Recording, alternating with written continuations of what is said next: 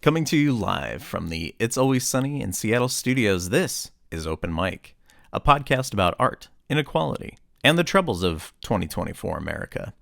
I am your host, Mike. Before we get started with our interview episode, a little bit of house cleaning. Tears for Gaza is a selected 25 poems that I wrote from October 2023 to right around the middle of February 2024. It touches on themes of loss, war, and the fragile nature of our democracy, the rising popularity of fascism, and, of course, a hunger for peace in our time. If that interests you, please check out the show notes for links.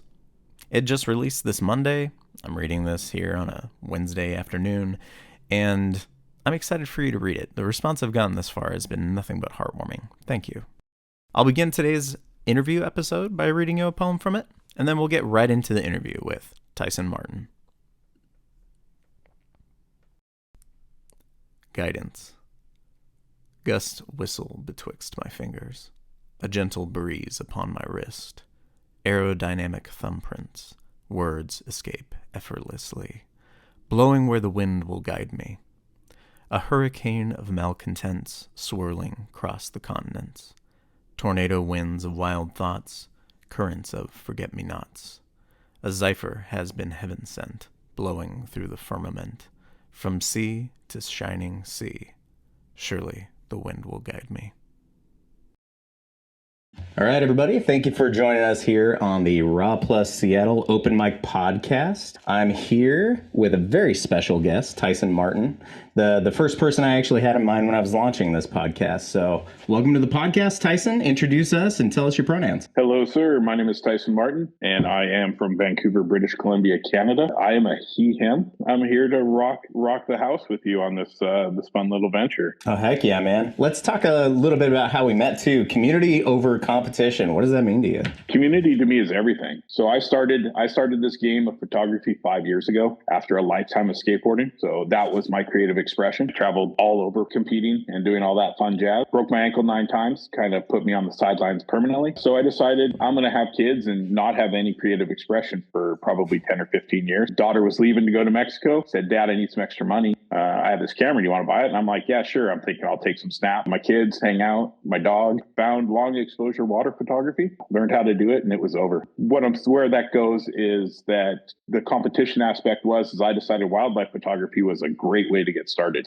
I learned real quick that those people have no respect for anybody, no respect for animals. I'm a nature lover. It drives me crazy. So what I did is I backpedaled. I started shooting landscapes. I started thinking of a way to include everybody, every artist, not just photography. The way to go forward is to build a community. Because if I support you, Mike, if you support me, and we support the crew of Threads where we met, and it's endless. You got people worldwide like ready to just join and offer advice and support people. And it's 100% the way it needs to go. We met on Threads, and we met through a couple of other community posts. I think we met on one of Dimitri's posts, right? I believe so. Yeah, Dimitri's got the ticket on that thing, man. I love what he's doing. Oh yeah, he's like the king of positivity, right? 100%. I don't at all, as you can see. Sometimes I lean into the negative. I try to spin it positive. Hey, man, we got to do what we got to do. I'm all for community support. Like I will drive up to 7 hours from anywhere. From my home here in Langley, British Columbia, just outside of Vancouver. I'll go 7 hours, US side, all around Canada to support local art shows. And that's just me showing people that I care. I care about what I do. I care about this community. I care about teaching others the passion and joys of photography. Speaking of passion of photography, tell us a little bit about some of the projects that you've worked on or some of the photography-centered projects that you have ongoing right now. One of my big things is I speak to local photo classes at high schools. My big thing there is preaching community, letting them know that they don't need to worry about follows. Likes and follows are just to pad an ego. If they believe in themselves, they stick true to their craft, they're going to be successful. So that's my big one. That's my love. That's something I'm going to keep building on. As far as personal projects go, man, my brain's all over the place with these things. I'd love to do 100 of them a year if I could. Right now, obviously, I'm launching the Life of Vice podcast. We're both trying to hit it, and that's just a community. That's just us, man. That's just us being brothers going, you know what? we both want to do this. Let's combine. Let's figure this out. So that's my big one. That's a big focus for me for the next year. And then after that, it's showing people you don't need the newest, latest, greatest to nail some pretty high end shot. It's interesting that you mentioned that, because I think that's like one of the things that you and I really like gravitated on online. Tell us a little bit about your gear, what you use, what do you shoot? Well, my stuff's pretty simple. This is my baby. This is a Ricoh GR3X, 24 megapixels. People are blown away that this little thing produces some great images. So that's my everyday now. And then I got my old workhorse here that's somehow stuck into behind my other computer. But it's the Fujifilm X Pro 2 with the 23 f2 glued to it. It's my workhorse. I'm going to use this in February for a job I have coming up. Then I'm gonna put it away for a year. Capture everything with this.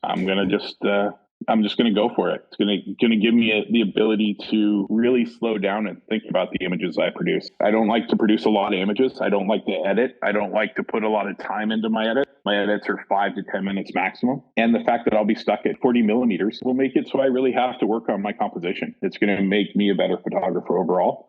And it just brings fun back to it. Yeah, there's a creativity to be found in those constraints, right? Exactly. It'll be tough, but it's funny you mentioned editing too. Something that we touched on a little bit before I hit the record button is your color science. Tell us a little bit about your approach to photography and how you approach your edits. Well, for me, photography is about me. It's not about the status quo. It's not about what's popular, what's cool. I got two philosophies when it comes to editing. It's either going to be moody as hell or it's going to be vibrant and bright.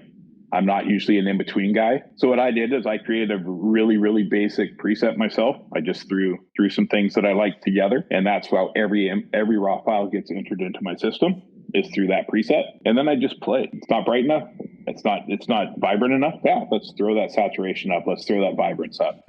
Ooh, that photo looks good, moody. Let's start to dodge. Let's burn. Let's like make it real creepy looking. And it's simple. Like I am such a simple editor. I don't do Photoshop. Everything is Lightroom. I don't have the patience to learn Photoshop. My real philosophy is I'm going to produce what I produce. I'm going to produce what my eye sees.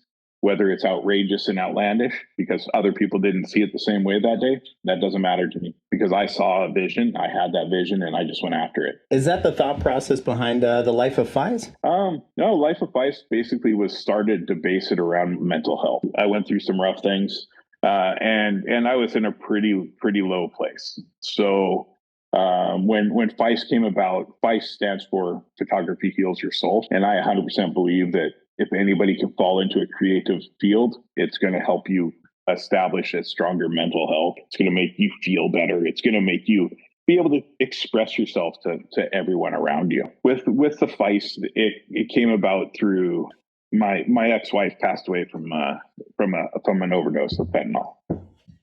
We weren't together. We were apart for 10 years, but we were still really good friends. And I couldn't save her. I've saved her through every other issue in 10 years. I couldn't save her this time. And it took me to a place that wasn't where I wanted to be. Like I'm in a great relationship now. My partner now, she's phenomenal, very supportive, always has my back. I appreciate it. But, mother of my kids makes it tough. And I needed an outlook. I needed some way to express myself. And that's when I really started thinking about the FICE name, which I've had forever. And how could I incorporate this in a way to help others who are suffering the same way I suffered?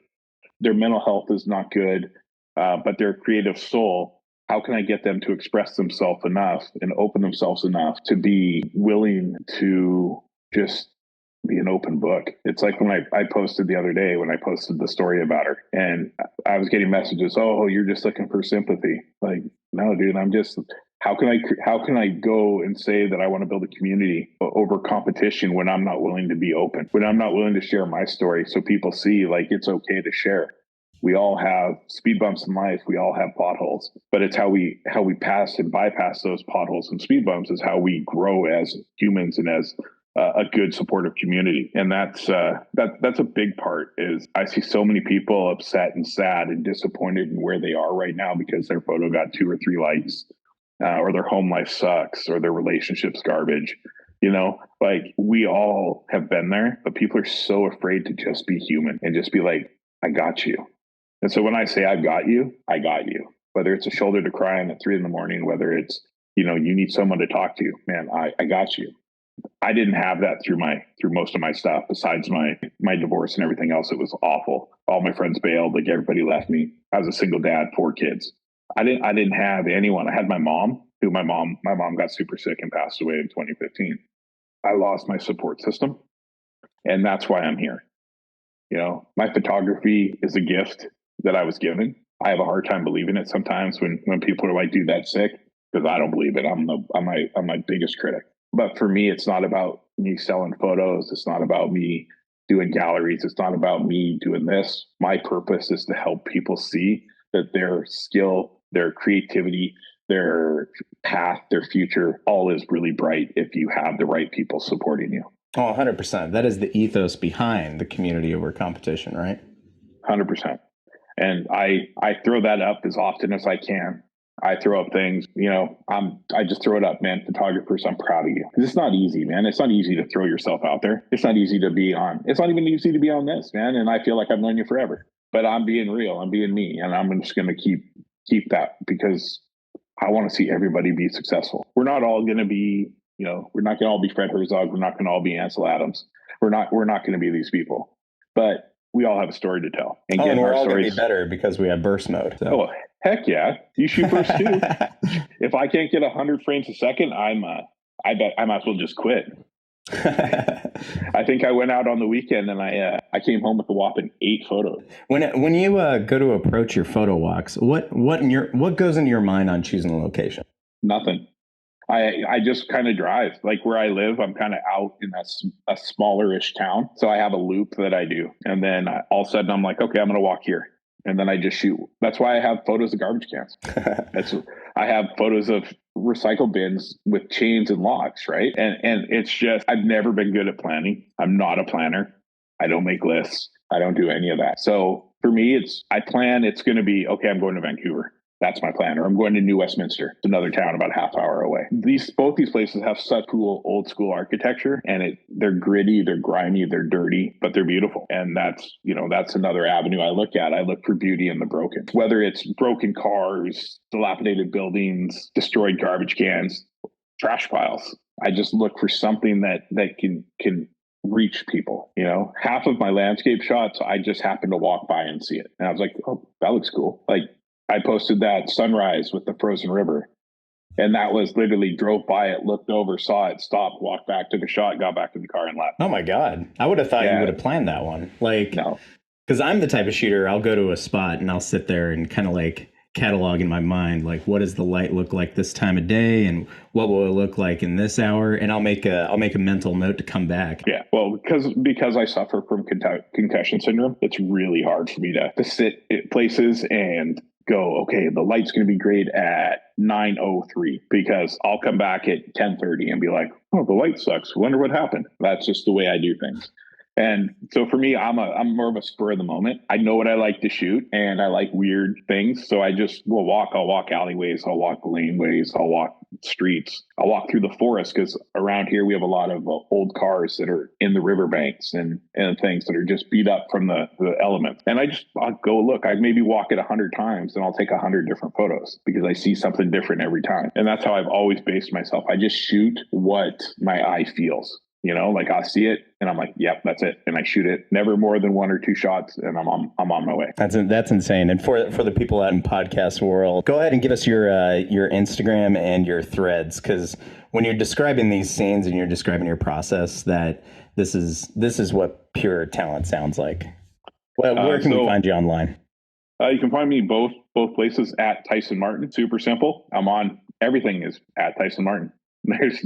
I got my name and I stuck with it. That's amazing. And those links will be in the description too. Is there anything else pressing that you have coming up that you want to get more eyes on? I've got a couple projects that are near and dear. I really want to work with the homeless community. I really want to establish more of a rapport. A lot of them in my little downtown core know me. I don't post pictures of them. I talk to them. I say hi. I give them a time of day, because in the end, they're human.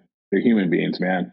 And a lot of them, they look at you and they look relieved because you said hello, So I'd like to figure out a way to make my art make money to help them, maybe get donated towards more warm beds. I mean, it was minus 15 Celsius here last week. We had pipes freezing, and all these people are out on the streets, bro. Like, It kills me when I see it. And again, the podcast, I've been telling people I'm going to do this for a year, 2 years. I talk about it, but just lately I've met some real good people. I have a lineup of around 75 people that are willing to come on. Now I just got to sit down, get the jitters out, and just go for it. And in the end, that is just going to build that community over competition. That's my goal for the year.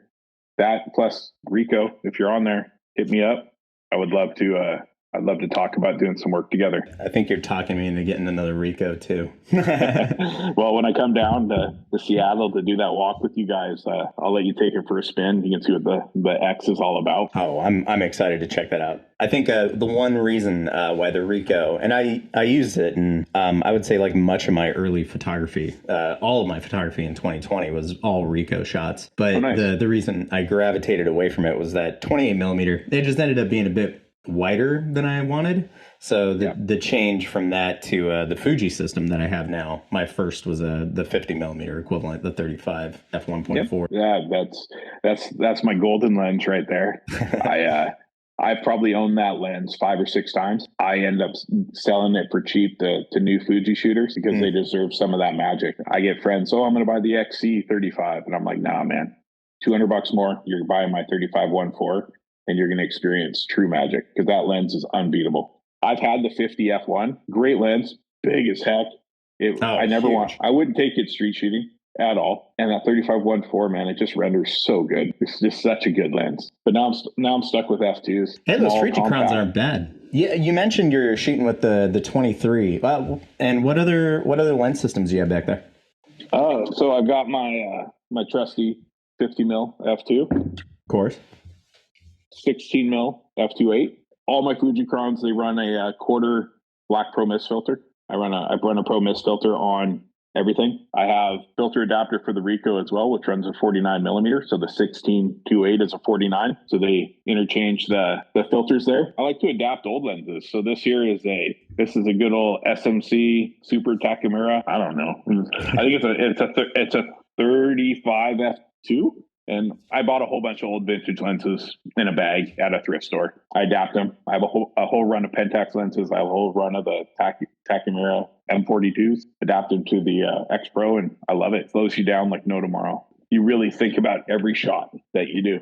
So yeah, that's my gear. That's what I do everything on now. I have a couple film cameras. I have, I guess they'd call it the Holy Grail. I have a Hasselblad 500. Oh wow! It's a beauty. It scares the hell out of me. I've had a roll of Cinestill in it, 120 filmed for probably 2 months now. I haven't taken a single photo. What do you think about the new film craze? What are your thoughts on that? Well, like I said, I'm 5 years in this game. I had no clue the only film I knew was when people would take photos of me skateboarding back in the early 90s. They would shoot film, right?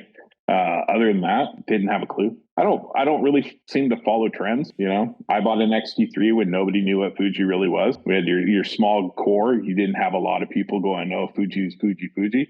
And I went to buy a Z6, a Nikon. The guy's like, "Man, we just got this cool new camera. You got to check it." He put it in my hand, and I was sold. It just felt cool. It just felt great that I didn't care about the dials. I shoot almost everything aperture priority. I don't have time for manual because if I have a manual setting, I'm going to miss the shot. And the way I shoot, if I miss the shot, it's over. It's not coming back. So I adjust my f-stop, and that's how I shoot. Single burst, no rapid fire here. I know you like rapid fire and stuff. I'm the guy that fills up my SD card. I'll spray and pray until I get something good. Sometimes you got to do it. I watched a portrait photographer shoot 753,000 frames in 5 minutes.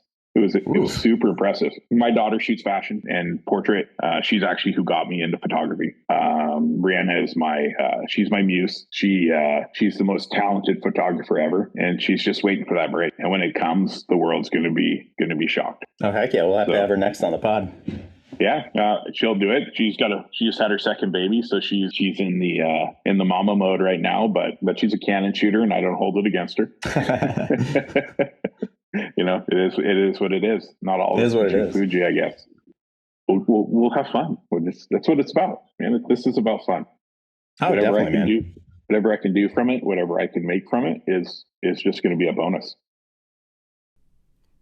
That was Tyson Martin. You can find him on Threads at Tyson Martin. All the links will be in the show notes. And the hashtag community over competition is live. I suggest you give it a look once in a while. I think you'll find some like artists there.